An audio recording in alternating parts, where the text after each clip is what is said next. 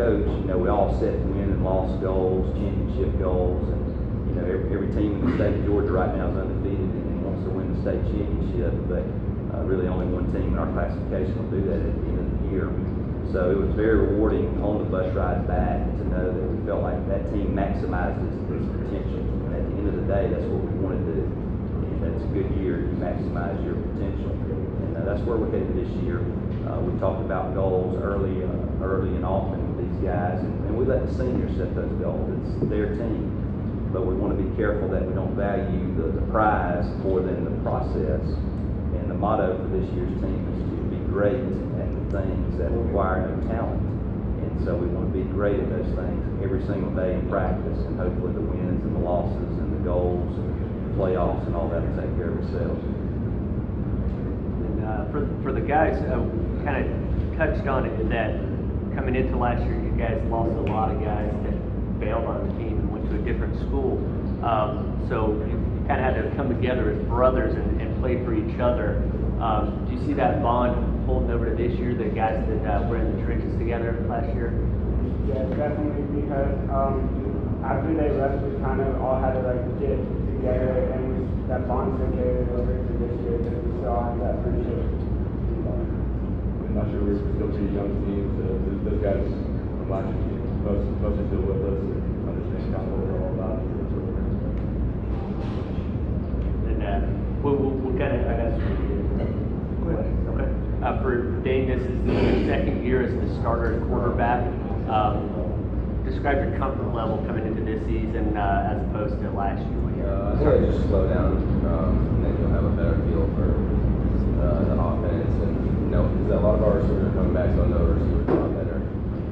But just slowing down, and we got a good line, so it'll be a lot more comfortable this year.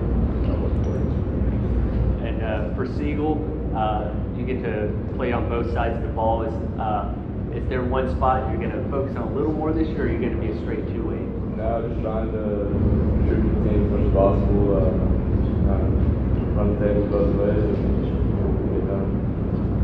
And then for Kate, he called you a running back, but you're a little bit of everything. Do you relish that ability to kind of play all over the field on offense? Mm-hmm. Yeah, I definitely try and take leadership in both parts, like receivers and running backs, because we don't have a lot of senior receivers, so I kind of have to step up and be that guy and show all the receivers their ropes, I guess.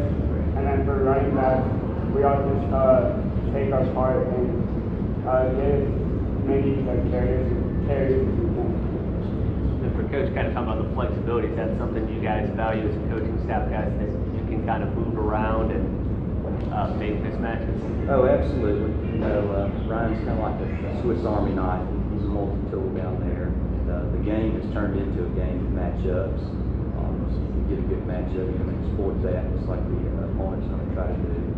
But at the end of the day, you still got to play your game. You want to play keep away a little bit, be sound on defense, and be sound on special teams.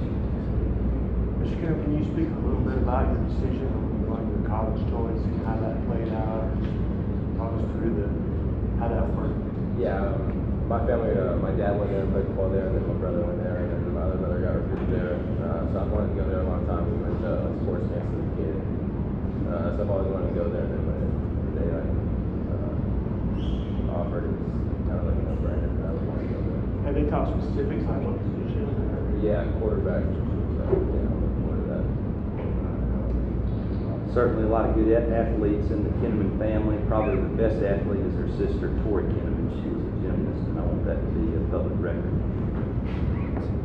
I'm sure you're upset that we're disappointed that they're running out of Kinnaman. Well, I have had that talk with Mr. Kinnaman before, and that's his fault. But he said he's out of that game now, so this will be the last Kinnaman. How can you guys tell when Coach is angry? Does he have specific mannerisms, or does he never get angry? Coach Bognat contains his composure really well.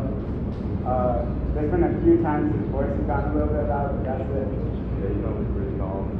Work with us. That's it. Guy that yells all the time gets nothing done.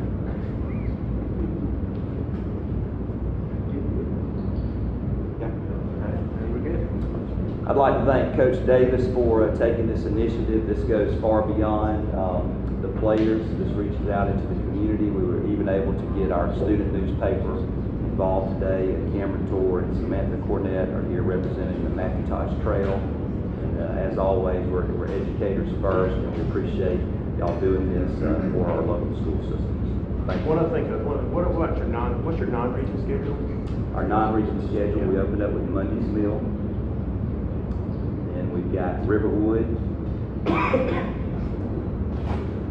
Henry County, and Llewellyn.